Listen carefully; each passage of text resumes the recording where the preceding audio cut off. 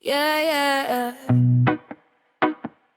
Ang reggae vibes, real talk para sa lahat.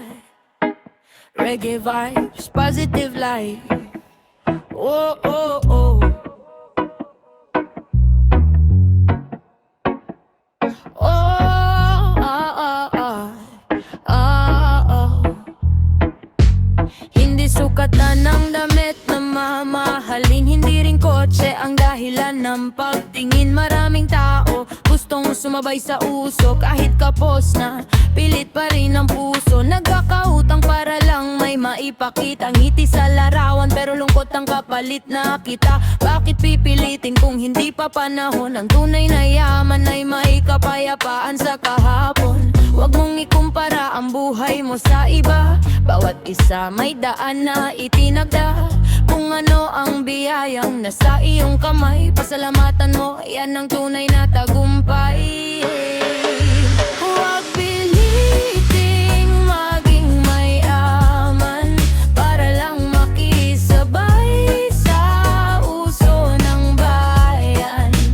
Tanggapin ang buhay na ipinagkaloob, sa bawat pagsubok ay may bagong pag-asa't loob. Hindi sugatan ang dami ng kayamanan, kundi ang puso mong marunong makontento kailanman. Real talk lang kapatid, pakinggan ang tunay na ligaya ay marunong tumanggap ng buhay na handog ng may kapal. May iba'y sikat, may iba na may tahimik, pero pareho lang tayong naghahanap ng pag-ibig. Hindi kailangan ng mamahaling kagamitan para maramdaman ang saya at kasiyahan. Kung maliit man ang kinikita sa ngayon, patuloy lang lumabog. Huwag mawalan ng panahon, ng sipag at tiyaga ay may bunga rin balang araw. Basta't may pasasalamat, mananatiling matatag ang ilaw. Oh, oh. Ang buhay ay hindi paligsahan, hindi karera ng kayamanan. Ang mahalaga'y may dangal at kapayapaan, at marunong magmahal sa sariling kinalalagyan. Huwag piliting maging mayaman para lang makisabay sa trendy ng lipunan. Tanggapin ang buhay na ipinagkaloob, may dahilan ng bawat bukas na sumisibol.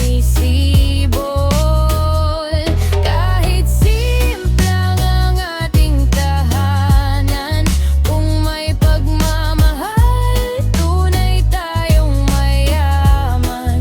Real talk ito, walang kunyanhaning yabang. Tanggapin ang buhay at manatiling lumalaban. Akira original music, real talk sa reggae beat.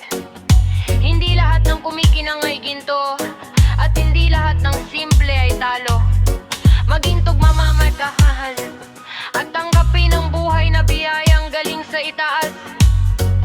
Yeah, yeah, tanggapin ang buhay, dahil ang tunay na yaman ay kapayapaan sa puso. Whoa, yeah.